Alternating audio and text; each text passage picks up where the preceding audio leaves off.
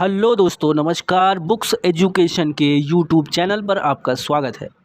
दोस्तों, रेलवे सुरक्षा बल आरपीएफ एसआई का प्रैक्टिस बुक है। दोस्तों, ये किरण पब्लिकेशन का प्रकाशन है। यहाँ से साथियों हमने अभी तक 7 सेट कंप्लीट कर लिया है। अभी इस क्लास में हम 8वां प्रैक्टिस सेट सॉल्व करेंगे। चलिए शुरू करते हैं। Model practice set number 8। दोस्तों, सामान्य जानकारी के पार्ट से हम क्लास आरंभ करेंगे। देखिए, पहला क्वेश्चन आपके सामने आ चुका है। नवनिर्वाचित विधानसभा से निम्नलिखित में से किस वर्ष में भारत की अंतरिम सरकार का निर्माण किया गया था? बताइए। नवनिर्वाचित विधानसभा से निम्नलिखित में से किस वर्ष भारत की अंतरिम सरकार का निर्माण किया गया था? 1946 में। ठीक है। Question number 2। भारत संविधान के निम्नलिखित में से किस अनुच्छेद में वित्त विधेयक का उल्लेख किया गया है? ऑप्शन नंबर 3, अनुच्छेद 110 का। अनुच्छेद 110 में किसका उल्लेख है? वित्त विधेयक का उल्लेख है। तीसरा प्रश्न है दोस्तों, भारत में कितने तलछटी बेसिन सेडिमेंट्री बेसिन्स है जो कि 3.14 मिलियन किलोमीटर स्क्वायर का क्षेत्रफल आवृत्त करते हैं? इसका राइट आंसर 26 हो जाएगा। Option number 4। चौथा प्रश्न है, झिझिया निम्नलिखित में से किस राज्य का प्रसिद्ध सांस्कृतिक नृत्य है? इसका पहला ऑप्शन सही होगा, Bihar. Question number 5। Nitrous oxide एक रंगहीन और गंधहीन पदार्थ है जिसे डैश के नाम से भी जाना जाता है। इस प्रश्न का ऑप्शन नंबर 1 सही होगा, हाश, लाफिंग गैस। छठवां प्रश्न है, बागवानी की एक शाखा है क्योंकि यह फसल से फूलों और सजावटी फसलों की खेती की कटाई के समय से संबंधित है। बताइए क्या हो जाएगा? रेशम कीट पालन, पुष्प, फूलों से संबंधित है दोस्तों। यहाँ पे क्या सही हो जाएगा? ऑप्शन नंबर 2, पुष्प कृषि। ठीक है, फूलों और सजावटी फसलों की बात है। चलिए 7वां प्रश्न पे हम आएंगे।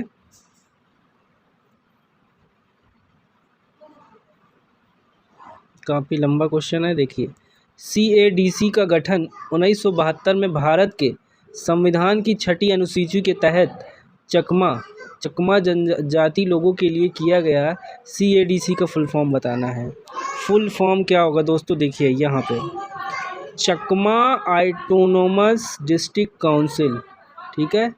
और ये नेक्स्ट क्वेश्चन 8 नंबर, संविधान निर्माण के लिए संविधान सभा द्वारा कितनी समितियों का गठन किया गया? कितनी समितियों का गठन किया गया ये बताना है। पहला ऑप्शन सही होगा, 13 समितियों का। 9, खेल के क्षेत्र में आजीवन योगदान के लिए महान खिलाड़ी मेजर ध्यानचंद के नाम पर, देखिए, ध्यानचंद पुरस्कार दिया जाता है। उन्होंने निम्नलिखित में से किस खेल में भारत का प्रतिनिधित्व किया था? ध्यानचंद, हॉकी। ठीक है, सही आंसर हॉकी हो जाएगा। 10वां प्रश्न है, सरकार के कराधान और व्यय निर्णयों से निपटने का प्रबंधन करती है। सरकार के कराधान और व्यय निर्णयों से निपटने का प्रबंधन करती है। बताइए, व्यापार नीति से, श्रम बाजार नीति से, राजकोषीय नीति से या मौद्रिक नीति से? इसका जवाब होगा चौथा ऑप्शन, मौद्रिक नीति से सरकार के कराधान और व्यय निर्णयों का निपटान प्रबंधन करती है। चलिए 11 है, बैटरी एसिड का रासायनिक नाम क्या है? Sulphuric acid. आगे आइए दोस्तों, 12 नंबर देखिए। निम्नलिखित में से किस वर्ष में भारत सरकार द्वारा प्रतिभूतियों में निवेशकों के हितों की रक्षा करने के लिए प्रतिभूति बाजार को बढ़ावा देने तथा विनियमित करने के लिए भारत सरकार द्वारा सुरक्षा और विनिमय बोर्ड सेबी की स्थापना की गई थी? इसका आंसर हो जाएगा दोस्तों पहला ऑप्शन, 1992। 13 है, देखिए, AIIB। यस, देखिए दोस्तों, AIIB एक बहुपक्षीय विकास बैंक है जिसका मिशन एशिया में सामाजिक और आर्थिक परिणामों में सुधार करना है। AIIB का फुल फॉर्म बताना है। क्या होगा दोस्तों? तीसरा ऑप्शन यहाँ पे सही दिया है। देखिए तीसरा ऑप्शन है Asian infrastructure investment bank. AIIB का फुल फॉर्म है। 14 नंबर का प्रश्न है, ध्यान देंगे। निम्नलिखित में से कौन सी नदी नेपाल की सबसे लंबी नदी है? तो चौथा ऑप्शन होगा कर्णाली नदी जो है नेपाल की सबसे लंबी नदी। देश के सर्वोच्च नागरिक पुरस्कार पद्म पुरस्कार की शुरुआत निम्नलिखित में से किस वर्ष की गई थी? इसका आंसर 3 नंबर पे है 1954 में।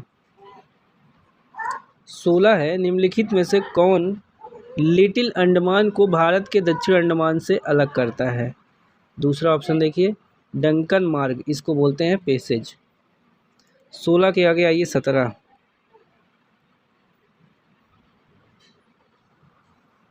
देखिए दोस्तों, गैल्वनाइजेशन स्टील और लोहे को डैश की एक पतली परम के साथ विलेपन करके जंग से बचाने की एक विधि है। बताइए लोहे को क्या करना पड़ता है? जस्ता, ठीक है, जस्ता की एक पतली परत जो है लेप लगा के अगर लोहे में कर दिया जाए तो जंग नहीं लगता। 1930 में मुस्लिम लीग के अध्यक्ष कौन थे? सर मोहम्मद इकबाल। 19 है, निम्नलिखित में से किस देश में फीफा का मुख्यालय अंतर्राष्ट्रीय संघ गवर्निंग एसोसिएशन फुटबॉल स्थित है? इसका आंसर 4 नंबर होगा स्विट्जरलैंड में। 20 है, देखिए 20 नंबर का प्रश्न है, सल्तनत काल 1206 ईस्वी से 1526 ईस्वी के दौरान कितने राजवंशों ने दिल्ली पर शासन किया? 20 का उत्तर हो जाएगा दोस्तों तीसरा ऑप्शन 5। 21 है, भारतीय संविधान का निम्नलिखित में से कौन सा अनुच्छेद निदेशक सिद्धांतों के अनुप्रयोग के बारे में बताता है? 21 का 2 ऑप्शन सही हो जाएगा 37। 22, निम्नलिखित में से किस नेता ने 13 दिसंबर 1946 को संविधान सभा में उद्देश्य प्रस्ताव पेश किया था? इसका आंसर चौथा ऑप्शन हो जाएगा जवाहरलाल नेहरू। 23 है, देखिए 23 है, निम्नलिखित में से कौन भारत का सबसे बड़ा स्तूप है? पहला ही ऑप्शन हो जाएगा केसरिया। भारत सरकार, देखिए भारत द्वारा आमतौर पर केंद्रीय और राज्य के सार्वजनिक क्षेत्रों के उद्यमों, परियोजनाओं या अन्य अचल संपत्तियों की बिक्री या परिसमापन क्या कहा जाता है?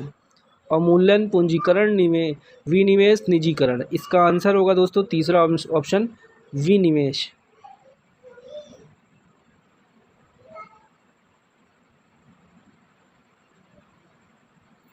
24 के आगे आइए 25 पे। देखिए निम्नलिखित में से किस स्थान पर रायश्वर मंदिर स्थित है जहां छत्रपति शिवाजी ने हिंदवी स्वराज्य के निर्माण की शपथ ली थी? बताइए भोर, जुन्नर, मुलसी या बारामती। 25 का सही उत्तर होगा ऑप्शन नंबर पहला भोर। 26 है, प्रसिद्ध अम्बुबाची मेला प्रत्येक वर्ष भारत के निम्नलिखित में से किस शहर में आयोजित किया जाता है? 26 का ऑप्शन नंबर 4 होगा गुवाहाटी। 27 है, किस देश ने नवंबर 2023 में भारत में अपना दूतावास स्थायी रूप से बंद कर दिया था? बताइए पाकिस्तान, अफगानिस्तान, रूस या इजराइल। 27 का 2 होगा अफगानिस्तान। 28, 60 मिलीग्राम प्रति लीटर से कम सांद्रता में डैश युक्त पानी को आमतौर पर सौम्य माना जाता है? तीसरा ऑप्शन देखिए कैल्शियम कार्बोनेट, ठीक है, युक्त पानी को आमतौर पर सौम्य माना जाता है। 29 है, निम्नलिखित में से किस राजनीतिक दल ने भारत में पंजाबी सूबा आंदोलन का नेतृत्व किया था? आंसर होगा तीसरा शिरोमणि अकाली दल, तीसरा ऑप्शन। 30 नंबर का प्रश्न आ गया सामने, भारतीय रिजर्व बैंक द्वारा अग्रणी बैंक योजना की शुरुआत किस वर्ष की गई थी? 30 में उत्तर 2 होगा 1969 में। देखिए 31 है, निम्नलिखित में से किस राज्य में कृषि पर आधारित धार्मिक नुआखाई त्यौहार मनाया जाता है? इसका आंसर 4 होगा उड़ीसा। 32 है। निम्नलिखित में से कौन लोधी वंश के संस्थापक का शासक है? कौन है? बहलोल खान लोधी।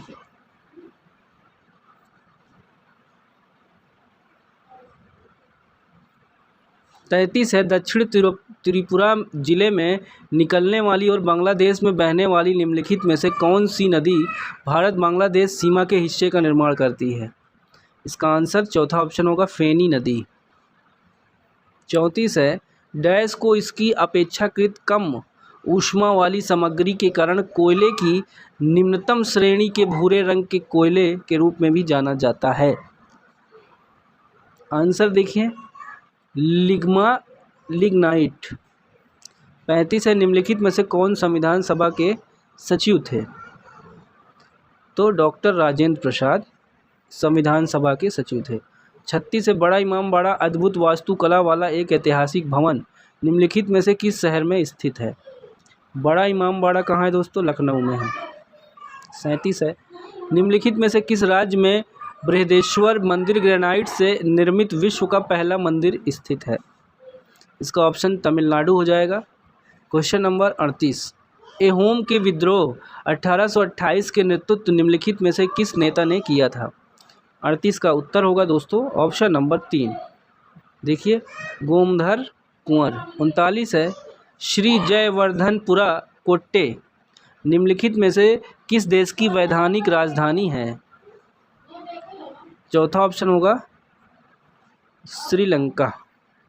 40 है। निम्नलिखित में से कौन सी बीमारी वायरस से होती है? पोलियो वायरस से होती है। ठीक है दोस्तों, पहला ही ऑप्शन सही हो जाएगा। चलिए 40 के आगे 41। निम्नलिखित में से किसने इन कस्टडी उपन्यास लिखा है?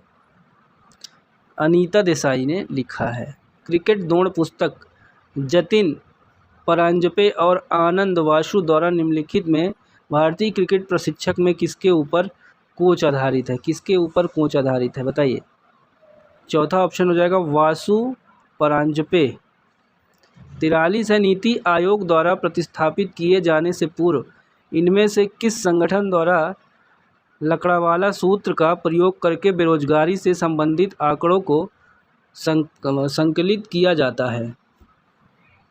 43 का आंसर चौथा ऑप्शन हो जाएगा योजना आयोग। 44 है। तीसरे आंग्ल मराठा युद्ध के बाद पेशवा का पेंशन देकर किस स्थान पर भेजा गया था? बताइए, तीसरा आंग्ल मराठा युद्ध के बाद पेशवा को पेंशन देकर किस स्थान पर भेजा गया था? चौथा ऑप्शन होगा बिठूर। 45 ध्यान देंगे। निम्नलिखित में से किस देश की सबसे ऊंची चोटी केओक्राडोंग है? बताइए, क्या केओक्राडोंग? ऑप्शन है Myanmar, Bhutan, Lanka, Bangladesh. Right answer होगा चौथा ऑप्शन बांग्लादेश। 46 निम्नलिखित में से अंतरिक्ष में उड़ान भरने वाली पहली भारतीय महिला कौन थी? इसका आंसर दूसरा हो जाएगा कल्पना चावला। आगे देखें दोस्तों, चटगांव पहाड़ी क्षेत्र निम्नलिखित में से किस देश में पाए जाते हैं? इसका आंसर होगा बांग्लादेश। 48 निम्नलिखित में से कौन ऊर्जा का गैर नवीकरणीय स्रोत है? चौथा ऑप्शन होगा जीवाश्म ईंधन। 48 के बाद 49 और 50। देखिए, 1977 में पद्म भूषण से सम्मानित प्रसिद्ध संगीतकार अन्नपूर्णा देवी निम्नलिखित में से किस वाद्य यंत्र से संबंधित थी? तो पहला हो जाएगा सुरबहार। 50 है। लोमास ऋषि गुफा जो 3री शताब्दी ईसा पूर्व की प्रारंभिक गुफा वास्तुकला है, सब में सर्वाधिक ज्ञात गुफा की उदाहरण है। भारत के निम्नलिखित में से किस राज्य में स्थित है? इसका आंसर क्या होगा दोस्तों? बिहार। ठीक है, तो दोस्तों काफ़ी तेज किया हमने। ठीक है, क्वेश्चन और आंसर PDF टेलीग्राम पे आप देख लीजिए, वहाँ शेयर कर दी जाएगी। धन्यवाद।